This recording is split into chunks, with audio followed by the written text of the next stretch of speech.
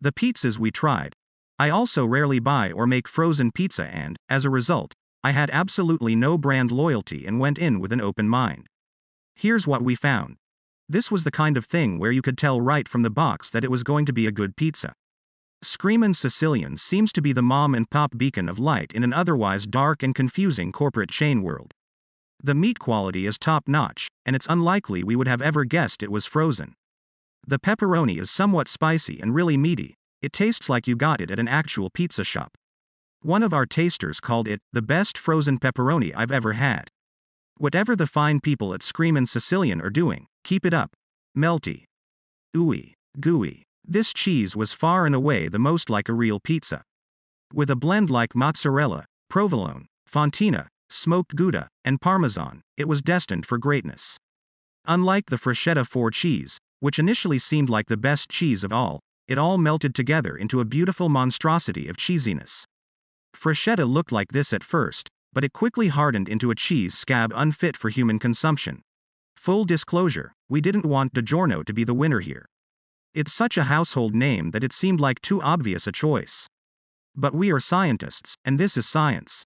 Personal preference can't get in the way, and thus we give this DiGiorno pie the title of best crust. Signature Select's 5 cheese was a close second, but DiGiorno undeniably had the most doughy and authentic crust.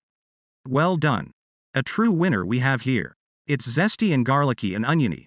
Screamin Sicilian is not afraid of big and bold flavors, and the product shines because of it. One drawback, though, is that the cheese melts in such a way that it creates a little microwave for the sauce, and the temperature soars to that of scalding magma. Do unto this pizza what you do unto soup dumplings. Let some of the steam out first so you don't melt your tongue. It's just barbecue sauce. But what? You don't like barbecue sauce? Course you do. The tangy barbecue sauce complements the rest of the pizza, too. The onions are well cooked. The chicken tastes, well, not frozen. The crust has pros and cons. On one hand, it's light and crispy so you can eat the whole thing easily without feeling gross.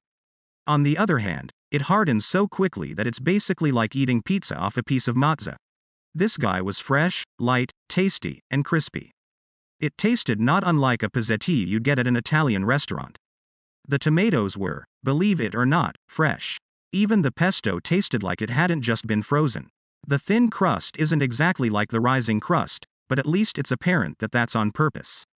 I finished this pizza myself and didn't feel too full or uncomfortable. Regardless of your opinions on cold pizza, one unavoidable issue when it comes to the frozen stuff is that you simply can't eat it cold. It's just not the same. So, if you happen to be writing something for the internet about taste testing frozen pizzas and you have a ton of leftovers, it's good to know if anything can face the microwave the next day. Freschetta nailed it, with doughy crust that you might not even realize was once frozen. We can't speak so much for the toppings, but the dough was on point. Totino's is just junk food. We all know this. It's easier to make, easier to eat, and almost gives you that elementary school pizza taste you've been missing all these years. It's square, which would usually bother us, but here it seems right on target. The easier to eat, the better. On top of all that, you can make it in the toaster oven. Totino's knows exactly what it is, and we respect that. And at under $3, it's the cheapest pizza we found. The Signature Select series did a nice job of being easy to open and easy to put in the oven. The cheese and toppings are frozen to the top, so nothing is spilling everywhere while you handle it. Screamin Sicilian was the opposite, causing an avalanche of cheese and meat as soon as you open the box. Totino's doesn't even come in a box, just a tiny little sleeve full of little broken bits, not unlike an instant ramen package. Look, nothing substitutes for the real thing. But, that said, if you have to eat a vegan and gluten-free pizza, Amy's is the way to go. The cheese resembles cheese. The sauce tastes like sauce.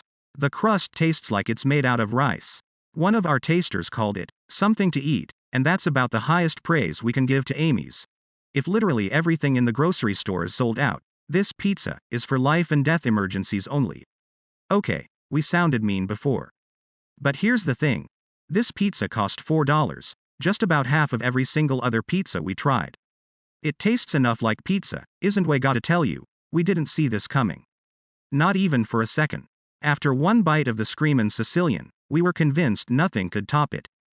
But the next day we popped in the Signature Select 5 cheese, and holy moly, it was tasty. This one is by far the most like a real pizza. The way the cheese and sauce feel when you bite into truly feels like an authentic pizza experience. Round of applause for the fine people at Signature Select.